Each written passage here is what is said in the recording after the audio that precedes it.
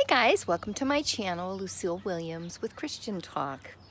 If you've been following me, you know that I've been talking through my husband's knee replacement surgery and the recovery. And I've been talking to you guys about like what I've been going through and the ups and downs of it and all of that. And there have been a lot of ups and downs. Some days I feel really good about stuff, and other days I'm just fit to be tied, and I'm just, I just not happy about the way life is. And one of the things my husband and I have done through this is obviously watch a little bit more TV than normal. And there's this one show that we really enjoy, and it's called Catfish. And Catfished. Anyway, people get in online relationships, and they go back and forth communicating with someone, and they develop these relationships. And then the person, they want to meet them, but they can't meet the person. So they hire this TV show to help them meet the person that they're talking to, and they end up getting the two people together. And sometimes it's the right person that they've met online, and other times it's not even close to the person they think they're talking to. Well, there was this one episode where a husband set up a profile about him, like a fake profile, to see if he could catfish his own wife. And they were communicating via messaging through his fake profile on Facebook. But she kept saying that she was devoted to her husband. She wouldn't, do anything. She wouldn't meet with him or anything like that. But then she decided she wanted to meet this man. Well, lo and behold, the person she was communicating with was her husband. So basically, they both had some explaining to do. I mean, he had a fake profile to see if she would interact with him.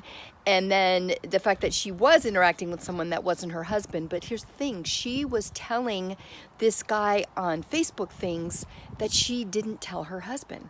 And, he asked her, why didn't you tell me these things? Like, you told me things. I learned things about you. You never told me. And she said, well, you never seemed open to listening to what I had to say. So basically, they both had to learn how to communicate better. And in the end, it turned out great because it helped their marriage, and it made their marriage stronger. And so I'm all for that. But it just really got me thinking. And one of the things that has been most difficult through this time is just not having my husband the way that he normally is. I mean, he's been on medication, he's been in pain, he's just not himself, so we don't have the same relationship.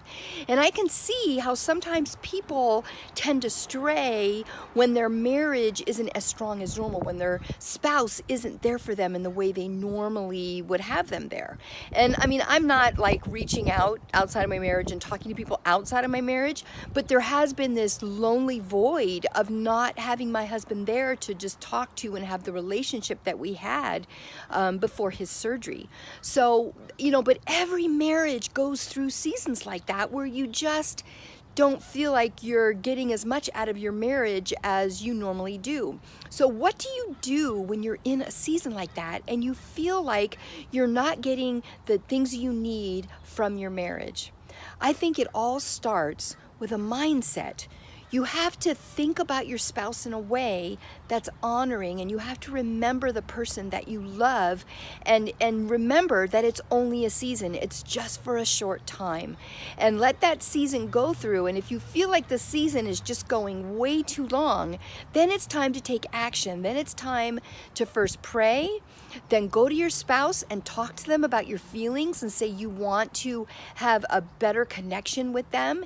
And if that doesn't work and you don't feel like you're getting anywhere, then get some books, start reading books on how you can better your relationship.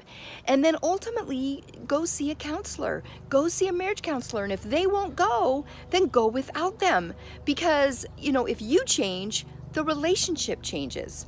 But really, in the end, it all starts with what we think about in our minds. I mean, through this season, I know who my husband is. I know the relationship we have, even though it's kind of put on pause for a little bit.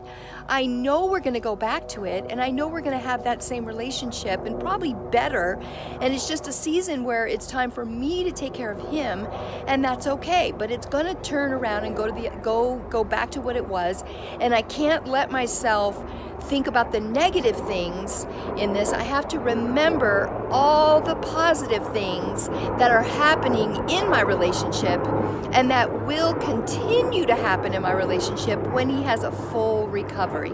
So it all starts with what you're thinking about. You really have to guard your thoughts and your minds with regard to your marriage. You gotta think about stuff that's good about them and not the negative things. Think about positive memories and all the things you love about them, and do that every day.